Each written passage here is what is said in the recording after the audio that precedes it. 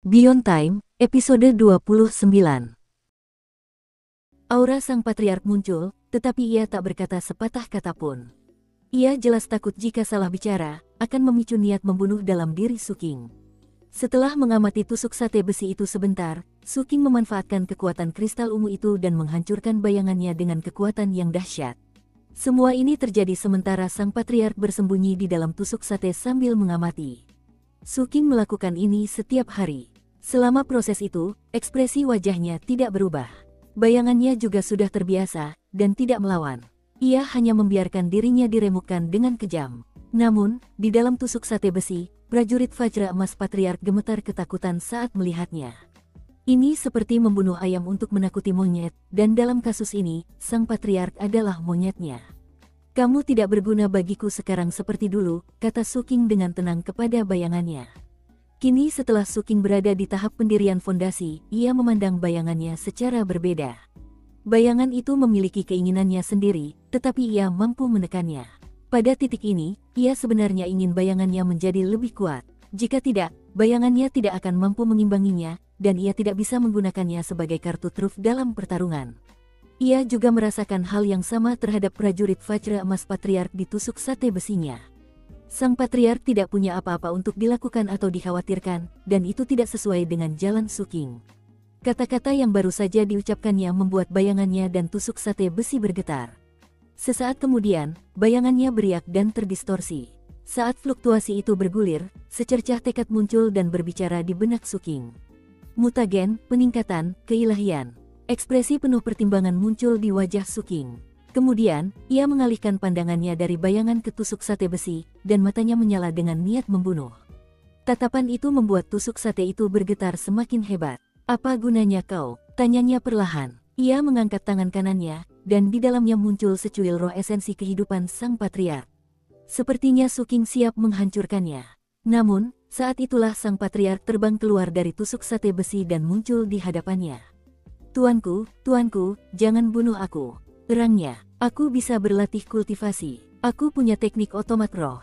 Tapi akhir-akhir ini aku terlalu lemah atau hanya tertidur, jadi aku belum bisa mengolahnya. Beri aku kesempatan, tuanku. Aku pasti mengolahnya. Aku akan bekerja sangat keras."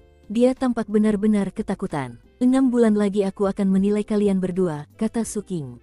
Yang kalah akan tereliminasi. Menanggapi kata-katanya, bayangannya tampak berdenyut dengan ganas. Namun, yang diincarnya bukanlah Su Qing, melainkan prajurit Vajra Emas Patriark.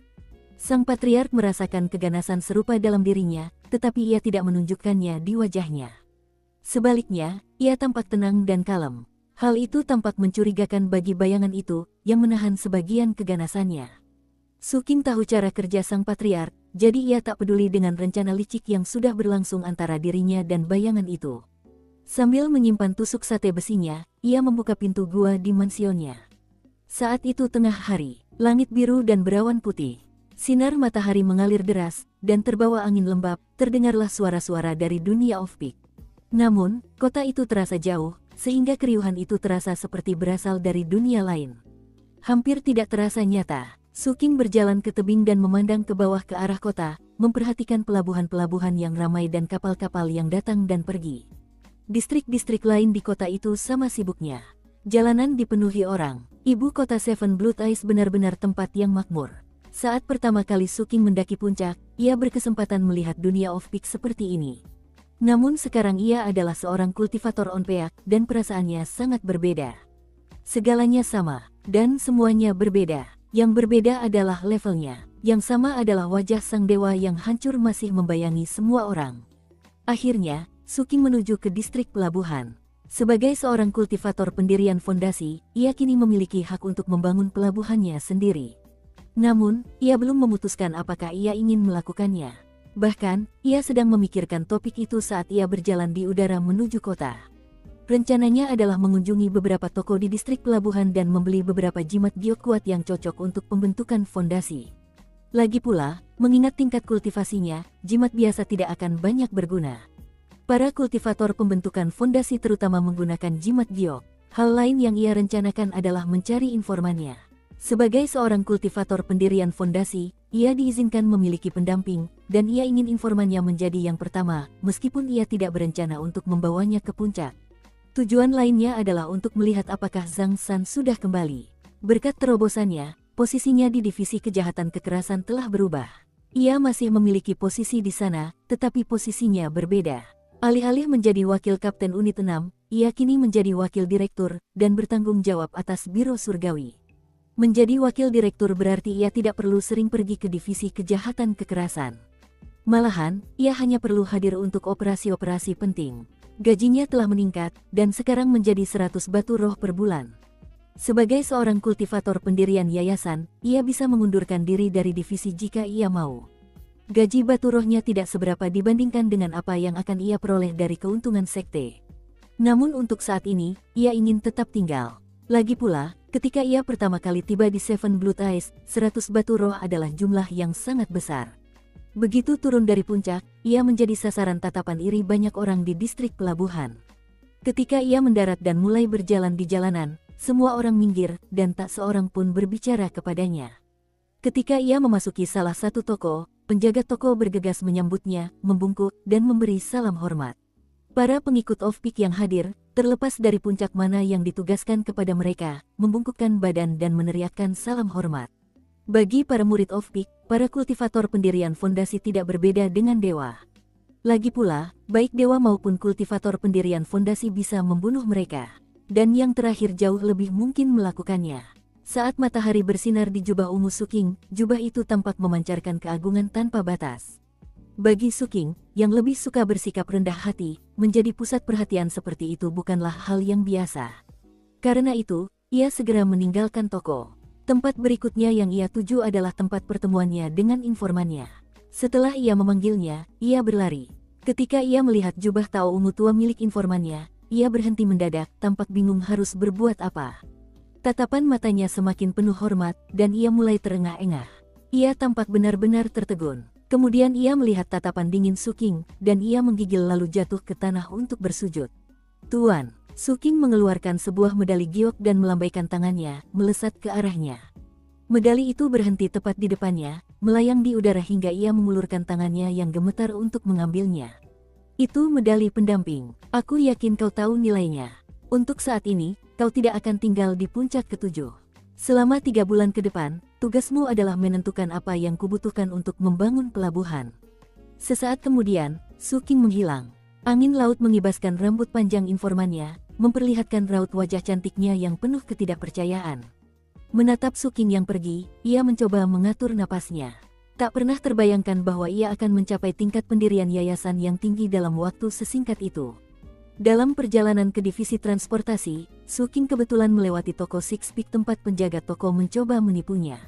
Setelah menyadari tempat itu, ia berhenti di luar pintu. Ketika semua orang di area itu menyapanya dengan hormat, penjaga toko dan para pelayan yang terkejut menyadari apa yang terjadi dan bergegas keluar untuk bersujud. Salam kenal, senior. Suking menatap pemilik toko dengan dingin tetapi tidak mengatakan apapun. Keringat membasahi wajah penjaga toko hingga ke tanah, dan punggungnya pun basah kuyup. Ia ketakutan, dan merasa nyawanya dipertaruhkan. Tak pernah sekalipun ia membayangkan Suking akan mencapai Foundation Establishment. Saat kejadian itu, ia sangat takut pada Yang Mulia kedua. Suking hampir tak layak untuk dipikirkan. Penjaga toko itu adalah pelayan garda kehormatan Idol Clut dari puncak ke-6, jadi tidak ada murid di luar puncak yang berani mengganggunya. Namun, Suking sekarang adalah seorang kultivator pendirian fondasi, dan penjaga toko itu tidak menyangka garda kehormatan Idol Clut akan mengambil risiko bermusuhan dengan sesama kultivator pendirian fondasi hanya untuk membantu seorang pelayan. Saat penjaga toko itu gemetar, Suking mengalihkan pandangannya darinya dan terus berjalan. Bahkan setelah Suking tiada, pemilik toko itu merasa lumpuh, seperti baru saja berada di garis antara hidup dan mati. Alasan Suking tidak membunuhnya adalah karena harganya terlalu mahal. Terlebih lagi, ia tidak ingin memukul rumput untuk mengagetkan ular itu. Ia telah mengetahui dari Patriark Prajurit Vajra Emas bahwa penjaga toko itu terhubung dengan awan idol, yang saat ini terdaftar di slip bambunya. Ia hanya belum menemukan kesempatan yang tepat untuk bertindak. Untuk saat ini, ia melupakan masalah itu. Dalam perjalanan pertamanya menuruni puncak setelah terobosannya, ia akhirnya menyadari mengapa ia hampir tidak melihat satupun kultivator pendirian fondasi di kota. Mereka terlalu menarik perhatian. Kemanapun ia pergi, semua orang memperhatikannya. Hanya orang-orang yang suka perhatian yang akan merasa nyaman dalam situasi seperti itu. Dan itu lebih buruk lagi mengingat Suking lebih suka bersembunyi. Mustahil melakukan itu dengan begitu banyak orang yang memperhatikannya. Jika kita mempertimbangkan bahwa para penggarap pendirian yayasan di puncak ketujuh semuanya adalah individu-individu kejam yang telah membantai jalan keluar mereka dari dunia off-peak, maka wajar saja jika tidak ada satupun dari mereka yang seperti itu. Apa yang dilakukan orang lain? Dia hanya bisa berspekulasi. Memikirkan hal-hal ini, ia bergegas menyusuri jalan menuju divisi transportasi dengan lebih cepat. Di tengah perjalanan, ia mengirim pesan suara kepada Zhang San, dan mendapati Zhang San memang sudah kembali. Setibanya di divisi transportasi, Suking melihat Zhang San mengenakan jubah Tao abu-abunya. Di sampingnya, dengan punggung bagian bawah, adalah kapten, yang juga mengenakan jubah abu-abu. Mungkin para pekerja biasa di divisi transportasi tidak menyadarinya, tetapi Suking, sebagai seorang kultivator pendirian fondasi, dapat merasakan bahwa mereka jauh lebih kuat dari sebelumnya. Bahkan, hanya dengan melihat mereka, ia tahu bahwa mereka berdua telah mencapai tingkat pendirian fondasi. Mereka hanya menyembunyikan aura mereka. Mereka berdua berjongkok di atas karung pasir, Zhang San mengisap pipa, sementara kapten mengunyah apel. Di bawah sinar matahari, jubah abu-abu mereka tampak sangat indah. Tak lama kemudian, mereka menyadari kedatangannya. Ketika mereka melihat jubah Tao ungunya, kapten tersenyum bangga, sementara Zhang San mendesah. "Kau kalah," kata kapten. Zhang San mengeluarkan batu roh dan menyerahkannya kepada kapten. Melihat semua ini, Suking menyadari bahwa spekulasinya sebelumnya bahwa mereka meninggalkan sekte untuk terobosan pendirian fondasi ternyata benar. Sambil menyeringai, Zhang San berkata, "Suking, kenapa kau malah memakai jubah ungumu?" Para kultivator pembentukan fondasi di Seven Blood Eyes hanya memakai jubah berwarna mereka ketika ada sesuatu yang penting terjadi. Kalau tidak, kau akan terlalu mencolok. Zhang San kini telah menjadi kultivator pendirian fondasi, tetapi ia tidak melupakan keganasan Suking di kompetisi besar. Karena itu, ia berusaha sebisa mungkin bersikap ramah, sambil menjelaskan kepada Suking mengapa ia dan kapten tidak mengenakan jubah ungu. "Sebaiknya kau segera kembali dan berganti pakaian," lanjut Zhang San. "Ngomong-ngomong, jangan habiskan waktumu di puncak. Tidak ada yang lebih membosankan daripada kehidupan di puncak. Apa kau tidak menyadari bahwa hampir tidak ada kultivator pendirian fondasi di sana? Dengarkan aku, mereka semua benar-benar berbahaya. Mereka semua mengenakan jubah abu-abu dan bersembunyi di dunia puncak. Dan siapa yang bisa menyalahkan mereka? Semuanya jauh lebih menarik dan jauh lebih nyaman di sini." Suking mengangguk dengan serius. Adapun kapten, ia tersenyum penuh teka-teki dan berkata, "Setahumu, Suking, kau mungkin sudah bertemu dengan beberapa kultivator pendirian yayasan berjubah abu-abu. Kau hanya tidak menyadarinya. Hampir tidak ada orang di puncak ketujuh yang terbang kemana-mana seperti pengawal kehormatan Li. Lagi pula, ia baru mulai melakukan itu setelah ia bekerja untuk tetua Zhao. Dan kau hanya melihat Zhang Yunxi ketika ia datang bekerja. Orang-orang bilang ia sebenarnya senang membantu para pemula." Ngomong-ngomong, ia menggigit apelnya, lalu berdeham dan melanjutkan, "Wakil Direktur Su, kau berutang 10.000 batu roh kepada direkturmu. Kapan kau berencana melunasinya?" "Ya." Suking menatap kapten. Sama seperti sebelum mencapai tahap pembentukan fondasi, fluktuasi basis kultivasi kapten tidak dapat dibaca. "Sutradara?" tanya Suking. "Ya, benar. Setelah aku kembali, aku diangkat menjadi direktur divisi kejahatan kekerasan. Jadi, wakil direktur Su, kusarankan kau segera mengumpulkan batu-batu roh itu. Direktur sedang kekurangan uang sekarang." Tampak sangat puas dengan dirinya sendiri, kapten menatap Suking, berharap dia akan iri. Menyadari tatapan kapten, Suking tak perlu didesak lagi. "Selamat, kapten. Hahaha. Senang bisa ngobrol seperti ini lagi denganmu, wakil direktur Su. Meskipun begitu, kamu perlu mengubah cara bicaramu dan memanggilku direktur." Suking mengangguk. "Baik, kapten." "Direktur." Kapten mengoreksi, lalu dengan ganas menggigit apelnya. "Tentu," jawab Suking sambil mengangguk lagi. Ia mengeluarkan 3 apel besar, satu untuk Zhang San dan satu lagi untuk kapten. Sambil menyeringai, Zhang San berkata, "Kalian berdua bisa tenang. Aku sudah selesai memperbaiki perahu dharmamu, Suking. Sebentar lagi aku akan mengajakmu ke sana untuk melihatnya." "Ai, sulit dipercaya kita bertiga mencapai pembentukan fondasi dengan begitu mulus. Rasanya sudah lama sekali sejak terakhir kali kita bersama. Sejujurnya, saya tidak pernah menyangka akan melihat Foundation Establishment. Saya dengar banyak orang yang berhasil menembus level ini setelah Grand Competition.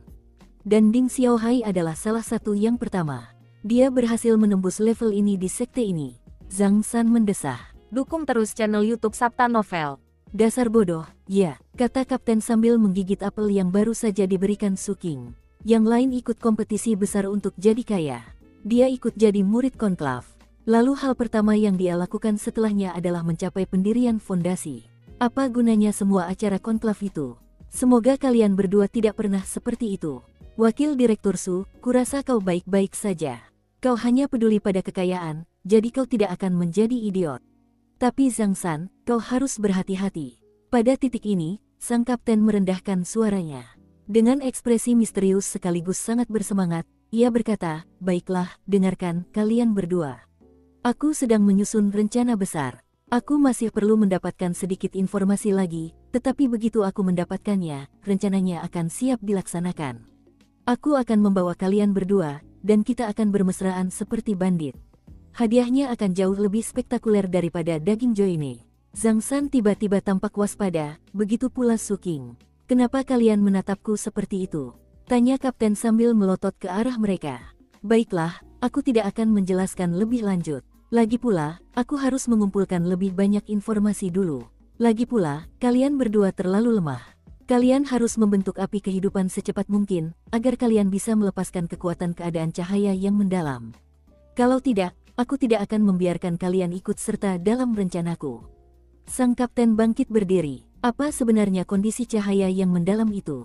Tanya Su King. Ia pernah mendengar dan membaca sedikit tentang kondisi cahaya yang mendalam, tetapi itu semua hanya teori. Ia belum pernah melihatnya secara langsung. Zhang San juga menatap kapten dengan rasa ingin tahu.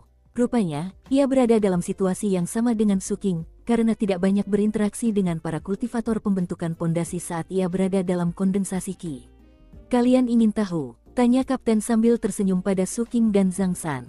Ah, terserahlah. Mengingat kita akan bekerja sama di masa depan, kurasa sebaiknya aku menjelaskannya. Tahukah kalian kenapa aku ingin mendapatkan daging joine? Karena setelah memakan daging entitas dewa, kalian bisa membuka beberapa lubang dharma secara berurutan. Dan itu memungkinkan terbentuknya nyala api kehidupan pertama kalian. Jadi, apa itu keadaan cahaya yang mendalam? Daripada menggunakan kata-kata untuk menjelaskan, aku akan menunjukkannya langsung kepadamu. Tiba-tiba, suara gemuruh yang menggelegar meletus dari dalam diri kapten, bagaikan guntur surgawi. Saat segala sesuatu di sekitarnya bergetar, gelombang kejut yang mengerikan meluncur darinya. Mata Su King terbelalak kaget saat dia mundur dengan cepat. Rasanya seperti ada tungku api di dalam diri kapten yang telah dinyalakan, mengirimkan panas yang hebat ke segala arah. Di saat yang sama, fluktuasi yang keluar darinya langsung menjadi berkali-kali lipat lebih kuat dari sebelumnya. Sang kapten kini tampak seperti terbuat dari api. Ada bayangan yang menggetarkan langit dan bumi terproyeksi di belakangnya, tetapi melihatnya saja terasa menyakitkan mata. Dan segala sesuatu di sekitarnya beriak dan terdistorsi. Lalu ia bergerak. Su King tidak melihat apapun selain serangkaian bayangan, lalu pikirannya diliputi sensasi krisis maut yang intens. Ia ingin mundur, tetapi tidak cukup cepat. Sang kapten berada tepat di depannya, mengulurkan tangan kanannya. Sehelai rambut Su King tergenggam di jari-jarinya. Karena panas yang menyengat, helaian rambut itu menggulung dan hancur menjadi abu. Pupil mata Su King mengerut saat tungku di dalam tubuh kapten tiba-tiba padam, dan ia kembali ke keadaan normal. Sambil tersenyum pada Su King, ia berkata, Wakil Direktur Su, jika aku ingin membunuhmu tadi, kau pasti sudah mati. Su King tidak berkata apa-apa sebagai tanggapan, tetapi jantungnya berdebar kencang dan pikirannya berputar kaget. Sebagian besar pengetahuannya tentang kondisi cahaya mendalam berasal dari apa yang dibacanya di lembaran batu giok. Namun, melihatnya secara langsung benar-benar berbeda. Saat ini, kapten tampak sepenuhnya tak terkalahkan.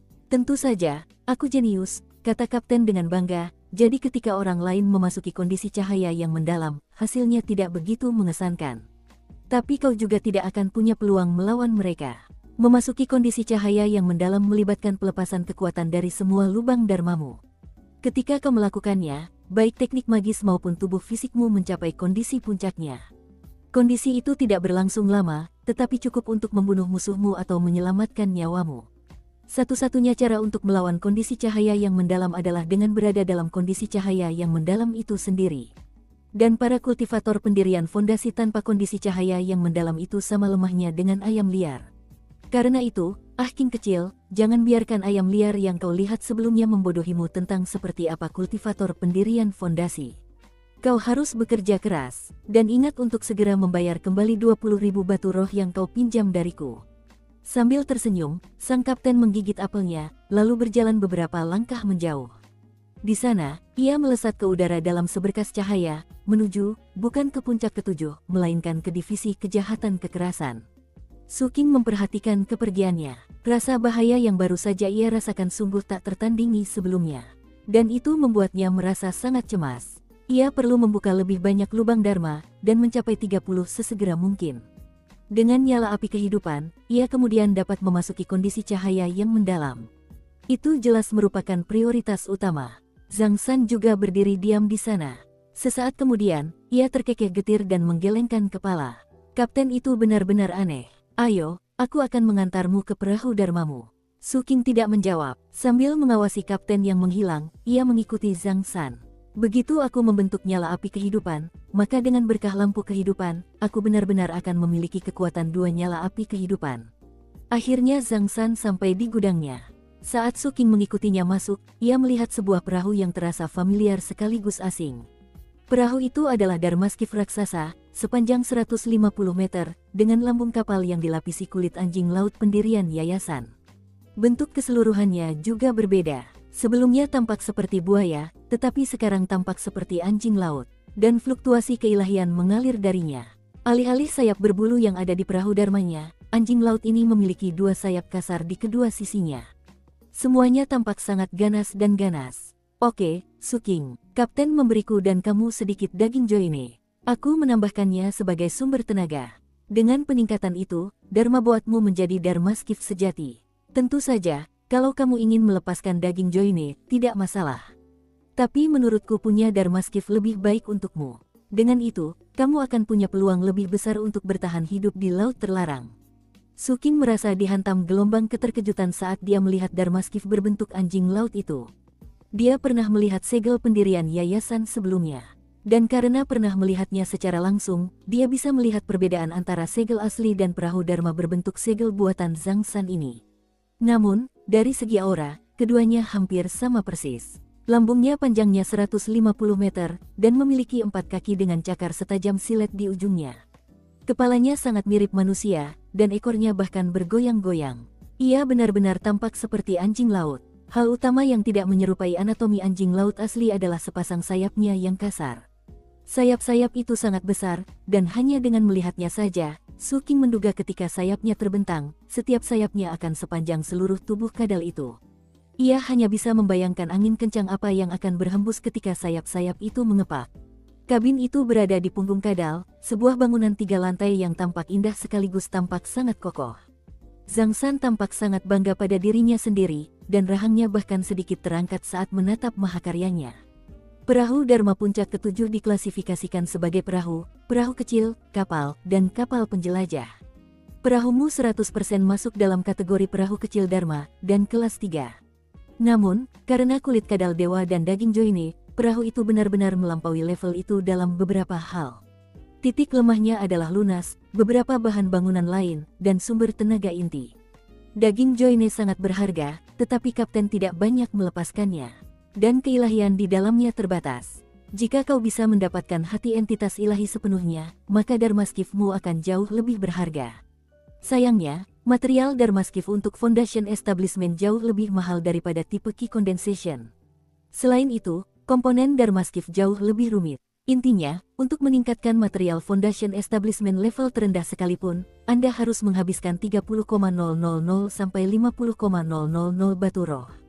Kalau kamu mau upgrade sesuatu yang levelnya lebih tinggi, seperti skin Sealizatmu, harganya pasti lebih mahal lagi. Mungkin 150.000 atau lebih. Aku pun nggak sanggup, dan ada item yang lebih mahal yang harganya selangit. Dengan kata lain, Su King, kalau kamu mau upgrade Dharmaskiffmu, kamu harus benar-benar menghasilkan uang. Salah satu alasan mengapa Dharmaskiff begitu menakjubkan adalah, setelah mencapai kelas 8, mereka memiliki fungsi khusus yang berkaitan dengan status cahaya mendalam. Sederhananya, Dharmaskiff memungkinkanmu menekan status cahaya mendalam musuh. Semakin bagus material yang kamu miliki, semakin lama efeknya. Mendengar itu, Su Qing terkejut. Melihat pancaran sinar kapten yang begitu dalam membuatnya merasa sangat cemas. Kini setelah ia tahu Dharmasquiff bisa melakukan hal seperti ini, matanya pun berbinar-binar.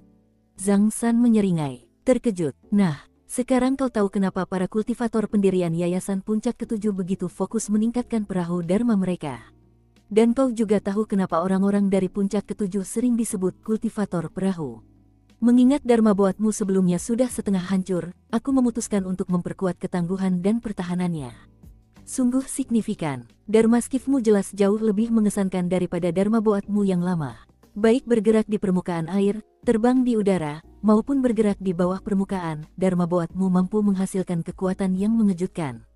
Akhirnya, saya menambahkan cangkang luar pada perahu, terinspirasi dari cara anjing laut berganti kulit. Jika Dharmasquiff Anda terkena serangan yang luar biasa, cangkang luarnya akan meledak seperti bidadari yang menaburkan bunga. Dharmasquiff Anda akan terlihat rusak parah, dan semoga saja itu akan membuat musuh Anda ragu untuk membuang-buang kekuatan Dharma pada serangan kedua. Namun, hanya dengan pikiranmu, pecahan-pecahan cangkang luar itu bisa kembali menyatu. Namun, aku kurang paham dengan metode pembuatan cangkang luarnya, jadi jangan terlalu sering menggunakannya. Sebaiknya jangan lebih dari 2 kali. Bagaimanapun, ketika kau menggunakan kemampuan itu, entah kau berpura-pura mati atau melakukan serangan balik, itu akan membuat musuhmu lengah. Su Qing menatap Zhang San, lalu kembali menatap perahu Dharma. Ia bisa merasakan betapa besar upaya Zhang San dalam membantunya meningkatkan perahunya. Mengingat cara kerja di Seven Blood Eyes, itu adalah hal yang sangat berharga. Sambil berjabat tangan, Su Qing membungkuk dalam-dalam. Terima kasih banyak, kakak Zhang San. Jangan terlalu sopan, kata Zhang. Aku sudah berinvestasi padamu, dan melihat bagaimana kau dan Kapten berkembang, sepertinya aku berinvestasi dengan bijak. Aku hanya berharap bisa meningkatkan peluangmu untuk tetap hidup. Lagi pula, kurasa kalian berdua benar-benar gila. Meskipun, Kapten mungkin akan mati lebih cepat darimu. Dia mendesah. Su Qing ragu sejenak, lalu bertanya, apakah Dharmasquiffku masih berisi bahan-bahan yang awalnya kau beli untuk peti mati Kapten? Zhang San berdeham dan tersenyum. Tentu saja, itu beberapa material yang bagus. Separuhnya hancur saat kapalmu rusak, tapi sisanya tidak perlu disia-siakan. Su Qing tidak berkata apa-apa. Ia menggenggam tangannya, berpikir sejenak, lalu mengeluarkan 20.000 batu roh dan menyerahkannya. Zhang San menerimanya. Lagi pula, ia telah menggunakan cukup banyak material dalam karyanya. Sambil melambaikan tangan, ia pun pergi. Su Qing mengambil Dharmasquiffnya dan menatap ke arah laut lepas, matanya berbinar penuh harap. Besok pagi, hal pertama yang harus saya lakukan adalah pergi ke laut. Setelah membuat keputusan, dia meninggalkan divisi transportasi, sambil menghitung berapa banyak batu roh yang dia miliki. Aku menghabiskan terlalu banyak uang untuk Foundation Establishment. Aku hampir tidak punya 50.000 batu roh tersisa sekarang. Aku benar-benar harus menjual lampu napas roh itu. Itu akan mengisi kembali pundi-pundiku. Saat ia kembali ke Puncak Ketujuh, hari sudah mulai malam, dan hanya ada sedikit orang di jalanan ibu kota. Malam hari adalah saat para murid of Peak berkeliaran di jalanan dengan niat jahat. Semua itu sama sekali tidak ada hubungannya dengan Su Qing. Para penjahat dari daftar buruan sudah tidak ada nilainya lagi. Namun, saat ia bergerak di udara, ia tiba-tiba berhenti dan melihat ke bawah. Terbaring di tengah salah satu jalan, seseorang yang ia kenali. Ia seorang pemuda berjubah abu-abu, di baliknya terdapat sebuah jerkin kulit anjing. Baik jerkin maupun jubahnya berlumuran darah. Sepertinya ia memiliki luka yang mematikan di perutnya. Ada luka-luka lain yang terlihat pada tubuhnya, dan ia juga telah diracuni. Kuku-kukunya telah dicabut, begitu pula semua giginya yang telah ia asah. Itu si bisu, dia terluka parah dan terengah-engah. Adapun medali identitas yang tergantung di dadanya, tidak ada poin merit di dalamnya. Berdasarkan waktu, ketika matahari terbit di pagi hari, dia akan dilenyapkan oleh formasi 7 mata darah. Su Qing menatap si bisu. Kemudian dia menjatuhkan diri ke jalan dan berdiri di atasnya. Si bisu tak sadarkan diri. Bahkan, lukanya tampak begitu parah sehingga ia mungkin takkan bertahan sampai fajar. Ia tak punya karung dan tak punya perahu Dharma. Su Qing tahu bahwa memukuli seseorang sampai mati, lalu mengambil semua harta bendanya, adalah cara umum bagi pengikut of Peak untuk membalas dendam pada seseorang. Si bisu telah mendapatkan reputasi buruk di divisi kejahatan kekerasan, dan seseorang akhirnya membalas dendam.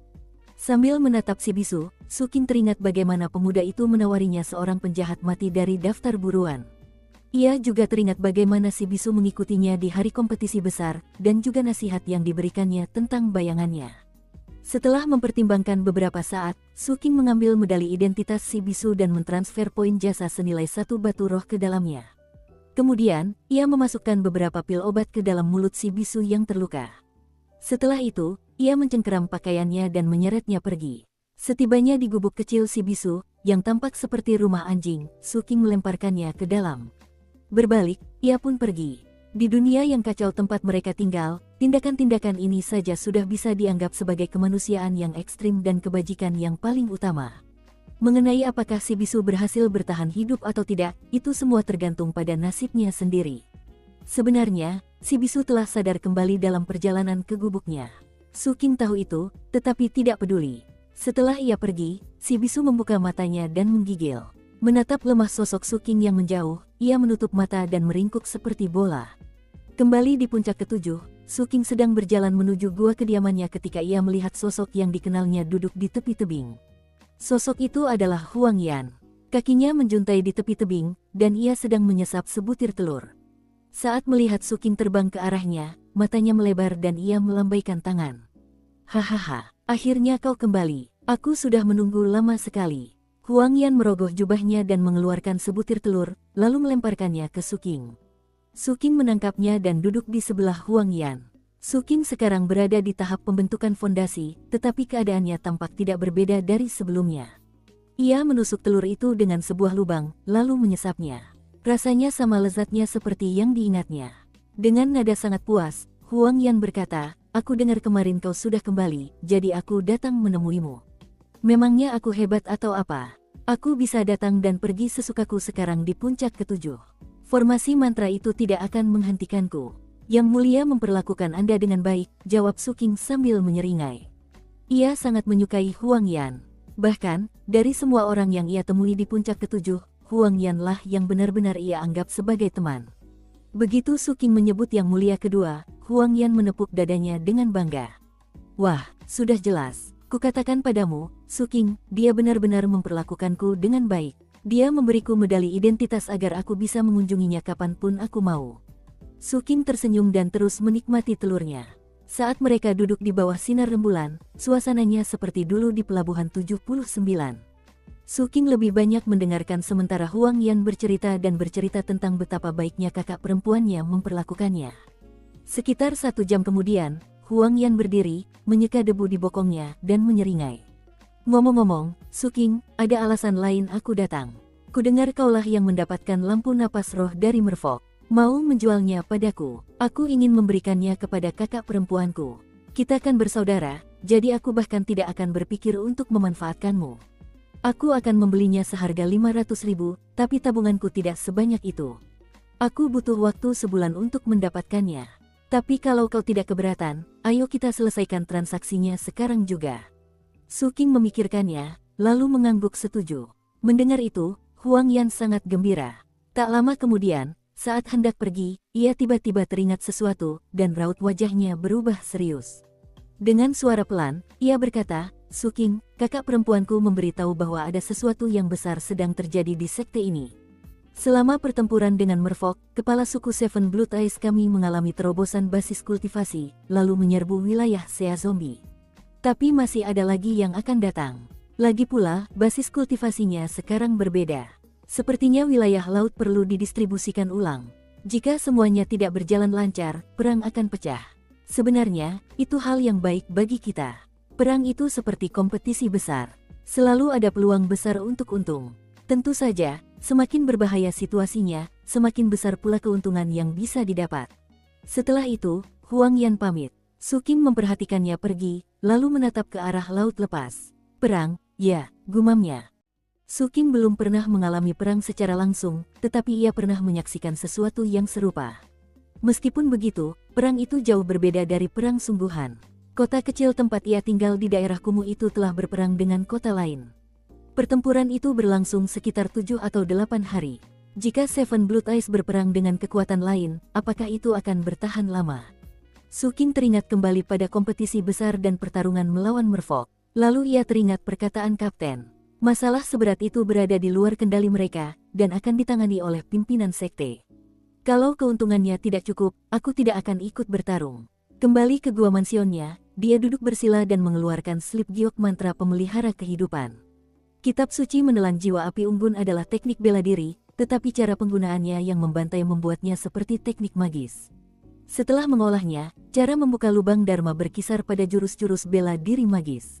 Mantra pemeliharaan kehidupan berbeda. Mantra ini berfokus sepenuhnya pada latihan pernapasan seorang kultivator. Dalam hal ini, mantra ini mirip dengan kitab suci pembentukan laut. Dengan memperkuat diri secara perlahan, kultivator akan membuka lubang dharma satu demi satu.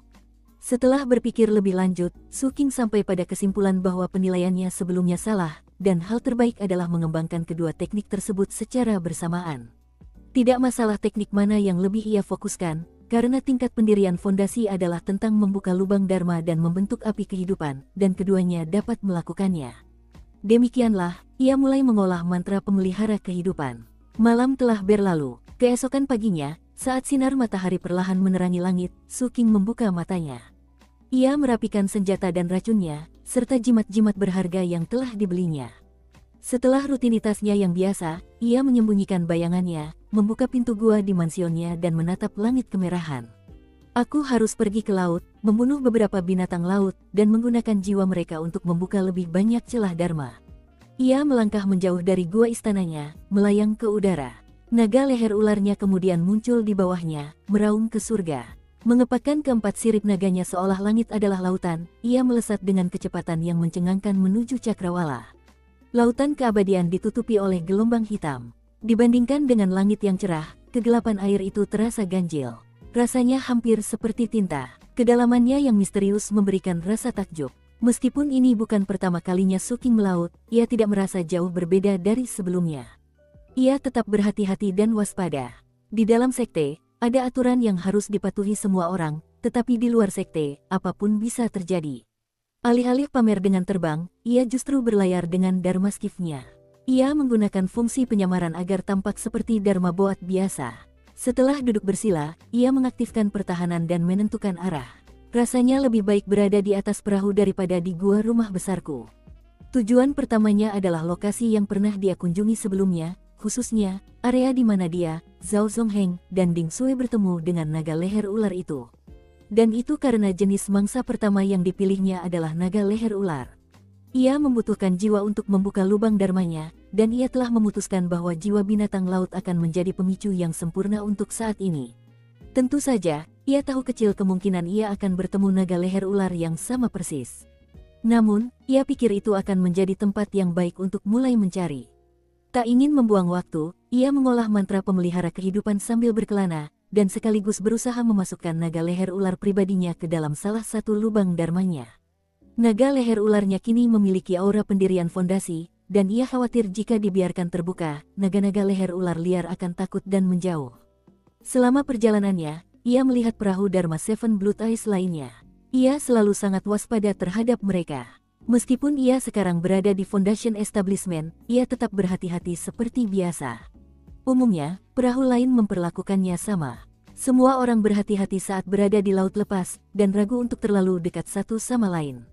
Waktu berlalu, 3 hari kemudian, kecepatan Su King di level Foundation Establishment memungkinkannya mencapai tempat yang ia cari. Saat itu tengah hari, dan awan tebal menari-nari di langit biru. Saat Su King duduk di dek, ia memandangi perairan hitam laut terlarang, lalu memfokuskan inderanya pada apa yang terjadi di bawah permukaan. Setelah beberapa saat, ia tidak melihat satupun naga leher ular. Su King menghentikan perahu dharmanya agar tidak menimbulkan fluktuasi. Kemudian ia memandang ke langit, mengamati sekeliling hingga ia melihat seekor albatros bergigi semu berputar-putar di kejauhan. Sambil melambaikan tangannya, ia menembakkan tusuk sate besinya. Albatros gigi semu itu bereaksi dengan waspada, tetapi tidak cukup cepat untuk menghindari serangan itu sepenuhnya. Tusuk sate itu menembus sayap burung itu, menyebabkan burung itu menjerit melengking. Kemudian Su King mengendalikan tusuk sate itu sedemikian rupa sehingga menarik burung itu dari langit ke permukaan air, mencegahnya terbang. Lalu Su King menunggu. Waktu berlalu, perjuangan albatros sudotut tak membuahkan hasil. Akhirnya, pupil mata Su King mengecil saat ia melihat sesuatu yang jauh di bawah permukaan. Air mengalir, dan akhirnya, ia melihat seekor naga leher ular yang megah, panjangnya lebih dari 900 meter. Auranya luar biasa, tampaknya berada di antara kondensasi ki dan pembentukan fondasi. Namun, yang paling menakjubkan adalah bentuk fisiknya. Mustahil seorang kultivator kondensasi ki bisa melawannya. Saat mendekat, ia menyadari keberadaan Dharmaskiff milik Su King. Namun, Su King telah menyembunyikan fluktuasi Dharmaskiff tersebut, dan ia juga melakukan hal yang sama untuk dirinya sendiri. Naga leher ular itu berputar di sekelilingnya, lalu tiba-tiba melesat tepat ke arahnya, mengabaikan albatros bergigi semu itu. Dilihat dari penampakannya, sang naga mengira Su King rasanya lebih lezat daripada burung. Saat naga itu mendekat, Su King duduk tak bergerak di dek. Saat naga itu hampir mendekatinya, tatapannya berubah dingin dan ia mengulurkan tangan ke arahnya dengan gerakan menggenggam. Air di sekitar naga leher ular itu meletus, menjulang tinggi dalam bentuk tangan yang berdenyut dengan kekuatan dharma pendirian fondasi. Saat tangan itu mencengkeram naga, tusuk sate besi melesat turun dari atas. Di dalam tusuk sate, prajurit Vajra Emas Patriark mengerahkan segenap kemampuannya untuk membuktikan diri, dan tak tinggal diam saat tusuk sate itu menusuk ke arah naga. Naga itu melolong, menciptakan gelombang suara yang menghalangi tusuk sate besi. Pada saat yang sama, sirip naganya menyapu air, menciptakan gelombang untuk melawan tangan raksasa itu. Dari sorot matanya, naga itu jelas terkejut dan ingin melarikan diri. Namun, reaksinya terlalu lambat. Suara gemuruh bergema saat tangan raksasa itu meremukkan tubuh naga itu. Saat itu, tusuk sate besi itu berkilauan, menusuk naga berleher ular itu dan menembus dagingnya hingga ke jantungnya. "Aku butuh dia hidup-hidup," kata Su King dengan tenang. Tusuk besi itu bergetar saat menusuk jantung, lalu berhenti sebelum menembus seluruhnya. Meskipun tusuk besi itu seperti jarum kecil dibandingkan dengan naga itu, makhluk itu tetap melolong kesakitan. Ia menggeliat, mencoba melepaskan diri, tetapi tangan besar itu mengangkatnya keluar dari air dan terbang ke udara. Air laut mengalir deras darinya seperti air terjun. Naga itu begitu besar hingga menghalangi sinar matahari, membuat perahu Dharma Su King sepenuhnya tertutup bayangan. Su King menatap naga leher ular itu, ekspresinya tenang saat ia mengulurkan kedua tangannya dan memulai gerakan mantra. Api hitam melesat dari lubang dharmanya ke tempat terbuka. Dari kejauhan, Su King tampak seperti diselimuti api hitam. Saat api membubung tinggi, mata naga leher ular itu dipenuhi ketakutan, melolong, dan meronta dengan lebih ganas. Usahanya sia-sia. Gerakan mantra Su King menyebabkan semakin banyak api hitam meletus, akhirnya berubah menjadi sesuatu yang tampak seperti kepala iblis, terkekeh saat mendekati naga itu. Ketika mereka bertabrakan, kepala iblis itu menyebar untuk menutupi naga itu dan kemudian membakarnya. Tentu saja, yang dibakar bukanlah tubuh naga itu, melainkan jiwanya. Setelah cukup waktu berlalu untuk membakar dupa, perlawanan naga itu semakin melemah. Akhirnya, api itu menyapu naga itu dan kembali ke Su King. Tubuhnya kini lemas. Setelah kehilangan jiwanya, tak ada kehidupan yang tersisa dalam wujud fisiknya, membuatnya tak berguna.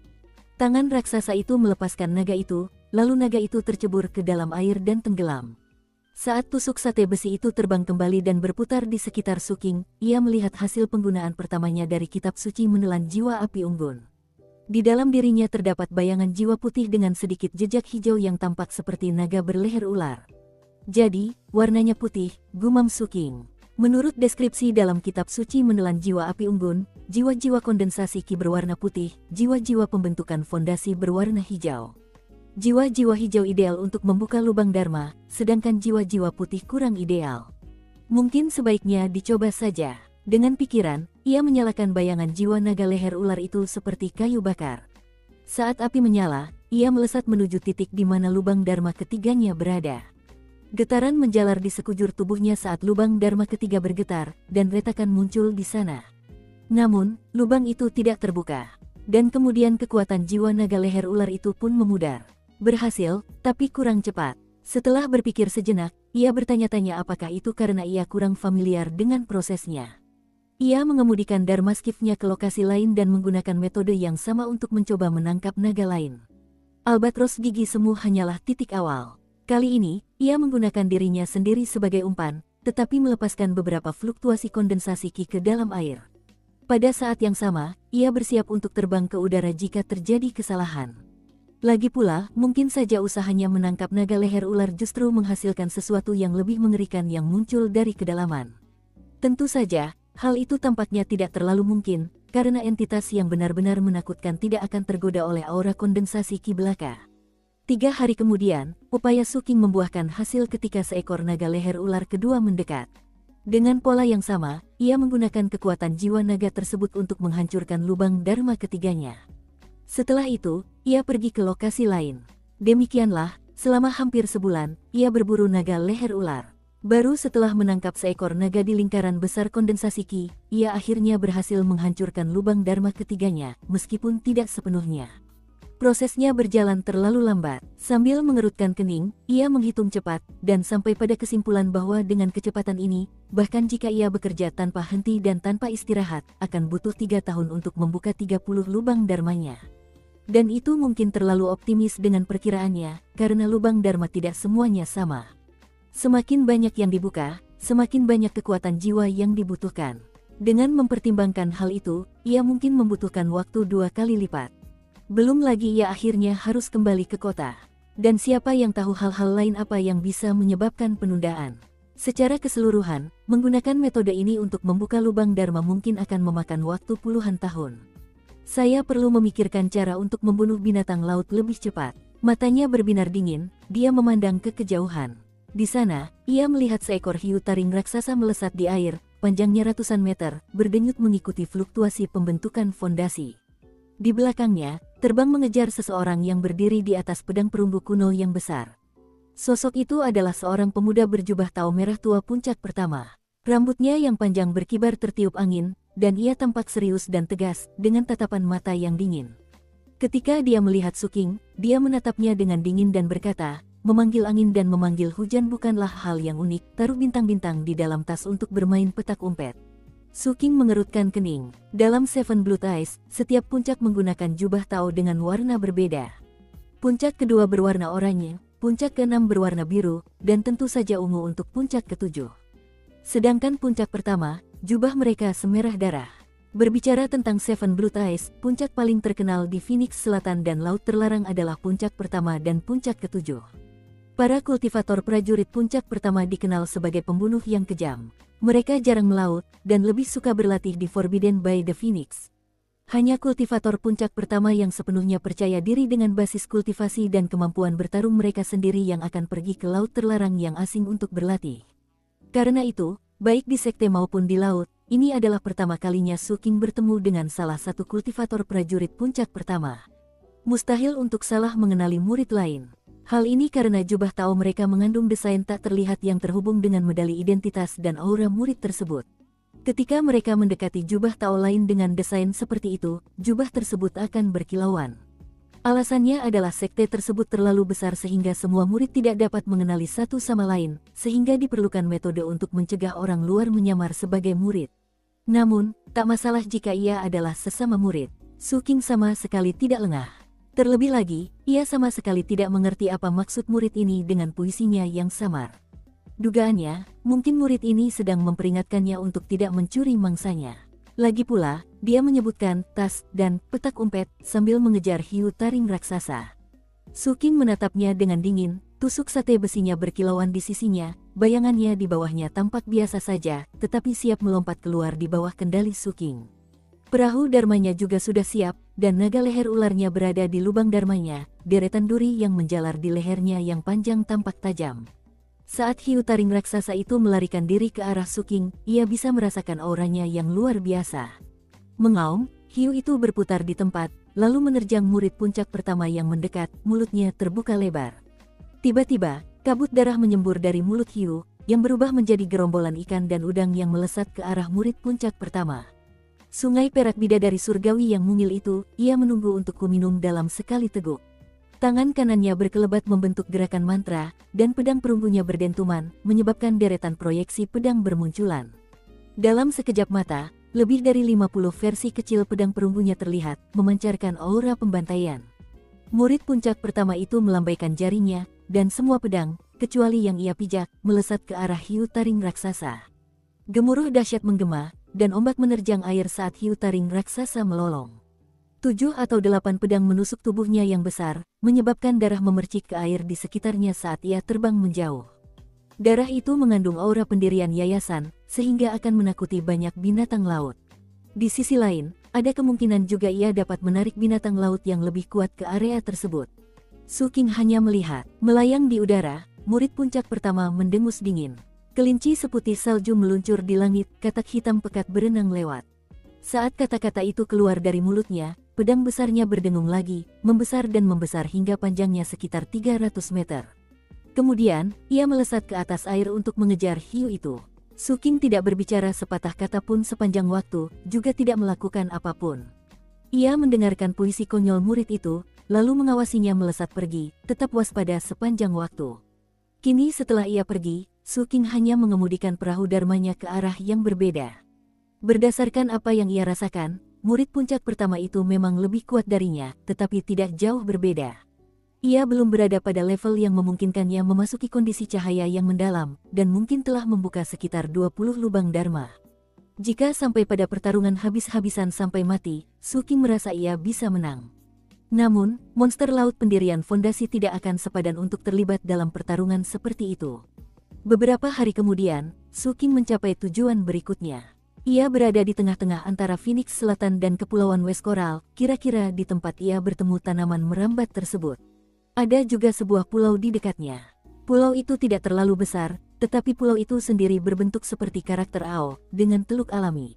Ada banyak pulau tak berpenghuni di Laut Terlarang. Beberapa di antaranya selalu ada, yang lain datang dan pergi. Pulau-pulau pertama adalah pulau sungguhan, sementara yang terakhir seringkali merupakan sejenis binatang laut raksasa. Mengenai pulau ini, Su Qing memeriksa air di bawahnya untuk memastikan bahwa itu memang pulau sungguhan. Peta lautnya juga menunjukkan hal yang sama, tetapi ada baiknya untuk memeriksa ulang hal-hal seperti itu. Pulau itu sendiri tandus dan tidak memiliki sumber daya, sehingga tidak berpenghuni. Setelah menjelajahi permukaan pulau untuk memastikan keamanannya, ia menambatkan darmaskifnya di teluk dan mengambil sebuah botol kecil. Di dalam botol itu terdapat cairan biru, yang merupakan darah kepiting tapal kuda Goslonging. Dengan memurnikan darah tersebut sesuai prinsip polaritas yin-yang, dan menggabungkannya dengan tanaman obat lain, dimungkinkan untuk menciptakan zat yang dapat menarik binatang buas. Zat itu mirip dengan zat yang digunakan duyung muda pada Su Qing. Inilah metode yang akan dicoba Su Qing dengan harapan membuka celah dharmanya. Ia akan menarik sejumlah besar binatang laut, lalu membunuh mereka dan mengambil jiwa mereka. Namun, cara ini akan sulit dikendalikan, dan kemungkinan besar ia akan menarik binatang yang tak bisa ia tangani. Dengan harapan menyempurnakan prosesnya, ia akan menggunakan moluska krisan, yang dapat berfungsi sebagai agen penyelarasan. Dengan aura mereka sebagai lapisan tambahan, ide Su Qing tetap berisiko, tetapi ia bersedia mencobanya. Sekali saya memulainya, ia tidak akan berhenti. Dukung terus channel YouTube Sabta Novel. Sambil duduk di dek, ia mulai memurnikan darah kepiting tapal kuda yang merindu hantu. Prosesnya memakan waktu sekitar 1 jam, dan hari sudah malam ketika ia selesai. Ia memperhatikan cangkang moluska krisan itu membiru. Pada titik ini, yang dibutuhkan hanyalah setetes darahnya untuk memulai prosesnya. Melihat hari sudah gelap, ia memutuskan untuk tidak terburu-buru, dan memejamkan mata untuk bermeditasi. Malam itu berlalu tanpa insiden. Keesokan paginya, saat fajar, ia membuka mata dan menebarkan racun kemana-mana.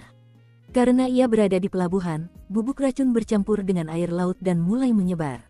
Karena sangat yakin tentang bagaimana kejadian itu akan berlangsung, ia menambahkan lebih banyak racun ke dalam air. Namun, itu tidak cukup. Ia membutuhkan sesuatu yang lain untuk meningkatkan efek racunnya. Oleh karena itu, ia mengambil sebatang dupa dan meletakkannya di samping. Dupa itu adalah sejenis dupa yang dirancang untuk merangsang racun. Begitu dupa itu masuk ke dalam air, dan ia menambahkan lebih banyak racun, dupa itu akan menjadi sangat beracun. Semuanya siap berangkat. Dengan mata berbinar-binar penuh harap, ia menggigit ujung jarinya dan menumpahkan setetes darah ke moluska krisan biru itu. Begitu darah itu jatuh ke cangkangnya, moluska itu berubah menjadi biru tua. Bersamaan dengan itu, tercium aroma samar dari cangkangnya, begitu samar hingga mudah terlewat. Saat aroma itu tercium, Su Qing menatap pintu masuk teluk, matanya menyipit, dupa perangsang racun tergenggam di tangannya. Waktu berlalu. 1 jam kemudian, matanya berkilat dingin saat ia melihat gumpalan air raksasa di kejauhan. Seekor paus sepanjang 300 meter muncul ke permukaan, mengeluarkan teriakan melengking, lalu menceburkan diri kembali ke air. Hal itu kemudian mengungkapkan bahwa di dalam air di sekitarnya terdapat sekawanan ikan yang menyerupai buaya. Mereka adalah ikan buaya sisik hitam, yang mirip dengan serigala sisik hitam. Mereka biasanya berkumpul dalam kawanan yang terdiri lebih dari 100 ekor, dan biasanya mencapai tingkat kondensasi Ki ke-8 atau ke-9. Adapun paus itu, ia berada di lingkaran besar kondensasi Ki. Melihat ini, mata Su King berbinar. Sambil menunggu, buaya sisik hitam itu menciptakan gelombang yang bergulung-gulung saat mereka bergegas menuju teluk. Paus itu berada tepat di belakangnya. Tak lama kemudian, suara gemuruh memenuhi teluk saat buaya sisik hitam itu masuk, berenang langsung ke arah Su King dan menghantam pertahanan Dharmaskifnya. Ledakan terdengar, tetapi pertahanan Dharmaskifnya kuat, dan bahkan tidak retak di bawah serangan itu. Layaknya di hutan terlarang, hewan laut pada dasarnya adalah pembudidaya tubuh, dan hanya sedikit yang memiliki teknik magis. Sebagian besar, bentuk fisik mereka yang tangguh adalah aset terbesar mereka. Hanya sekitar 100. Itu tidak banyak. Tanpa ragu sedikit pun, ia memasukkan lebih banyak batu roh ke dalam formasi untuk memperkuat pertahanan. Tak lama kemudian, ia melihat lebih banyak ombak di kejauhan. Kali ini, yang datang adalah sekawanan ikan todak raksasa, lebih besar dari yang pernah dilihatnya sebelumnya. Jumlahnya tampaknya ratusan. Kebanyakan berada di antara tingkat kondensasi Ki ke-3 dan ke-5, tetapi ada 40 atau 50 yang berada di tingkat ke-8 atau ke-9. Mata mereka merah menyala saat mereka menyerbu ke dalam teluk. Saat itulah Su King melemparkan dupa perangsang racun ke dalam air. Seketika, lebih dari 100 jenis racun di dalam air meletus, dan air hitam berubah menjadi hitam pekat, sehingga tampak seperti tinta tebal. Saat efeknya menyebar, buaya sisik hitam itu gemetar dan terdiam. Paus itu pun tak bergerak. Hal yang sama terjadi pada ikan todak. Setelah waktu yang dibutuhkan dupa untuk membakar, seluruh teluk yang baru saja disemprot air menjadi sunyi senyap. Dengan mata penuh harap, Su King melambaikan tangannya dan membuat gerakan menggenggam. Hasilnya, sebuah tangan raksasa yang terbentuk dari air menangkap semua makhluk laut dan menyeret mereka ke arahnya.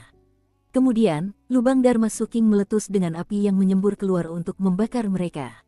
Tentu saja, mereka tidak mati. Racunnya memang kuat, tetapi ia tidak merancangnya untuk membunuh mereka, melainkan hanya untuk membuat mereka tak mampu melawannya. Saat api hitam itu berkobar, satu demi satu jiwa berhamburan ke dalam Su King.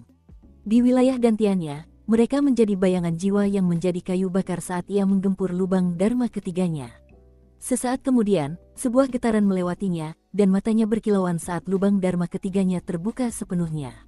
Ketika itu terjadi, kekuatan roh mengalir deras ke dalamnya, dan kemudian kekuatan Dharma menyebar ke seluruh tubuhnya. Ia tidak berhenti di situ. Dengan api hitam yang masih menyerap jiwa-jiwa, ia mampu mengirimkan kekuatan kebukaan Dharma keempatnya. Bukaan itu pun terbuka. Teluk itu telah menjadi tempat kematian. Meski tak ada apapun di permukaan, di bawah permukaan terdapat banyak bangkai binatang buas. Dengan 4 lubang Dharma terbuka di dalam dirinya, kekuatan Dharma mengalir deras, dan auranya menjadi lebih kuat dari sebelumnya. Api hitam berkobar dan api di dalam 4 lubang Dharmanya berkobar, membuat Su King tampak seperti dilalap api saat duduk di dek. Meskipun ini jauh dari kondisi cahaya yang mendalam, jelas bahwa kekuatan Dharmanya jauh lebih agung daripada saat ia pertama kali melangkah ke tahap pendirian fondasi. Kecepatan seperti inilah yang kucari.